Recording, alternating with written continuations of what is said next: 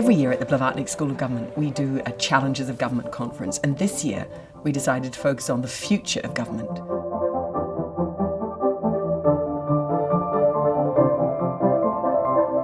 Governments do exist to make life of citizens and corporations easier. That's the main reason for existing.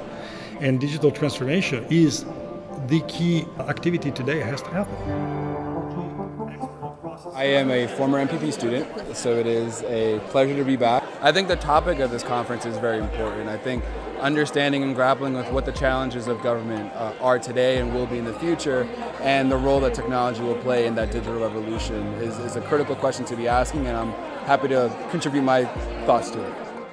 Governments everywhere are looking to do more with less, and technology is one of the ways in which you can do that, but it's not as straightforward as that. You actually need to also figure out not just what do the civil servants want to do, but what do the customers of the civil service want to do.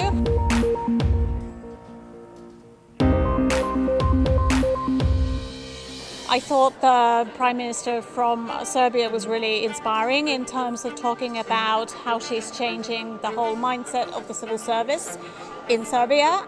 I think that changing the mindset of civil servants is by far the biggest challenge we are facing right now in Serbia.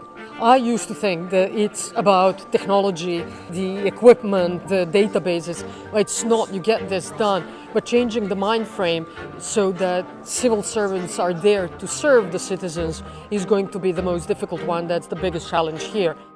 There are representatives of more than 20 countries here, so I'm eager to exchange my experiences and then apply things back home. And to be invited to the University of Oxford, especially to the School for the Government, to say something about good governance, and we're not there yet, is a great privilege. 5 big challenges ran through the programme this year: technology, inequality, capitalism, growth and open markets, environmental challenges, and finally the future of public service, the people who actually work in government.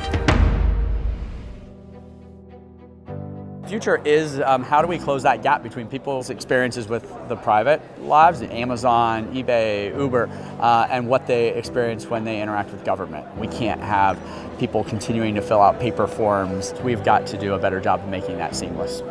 The university is the critical place for bringing this together. I think for too long, universities have been far away from our civic challenges, and I think over the last 10 years, cities have developed much closer links with universities so we can share ideas and expertise, we can bring real life problems to the table, and universities can bring in their expertise, and I think that relationship is absolutely critical as we move forward.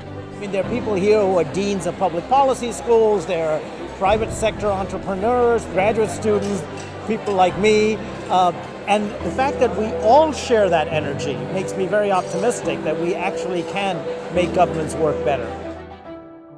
This is an incredible convening opportunity where lessons can be learned and shared that can then have an impact around the world. Particularly doing it here at Oxford University is that we continue to keep the intellectual part of it, but also the implementation. Governments are only as effective as people's ability to hold them accountable. And that's always been a very difficult thing to achieve, and governments have gotten away with ignoring people. Now they can't ignore them anymore. That's what technology does.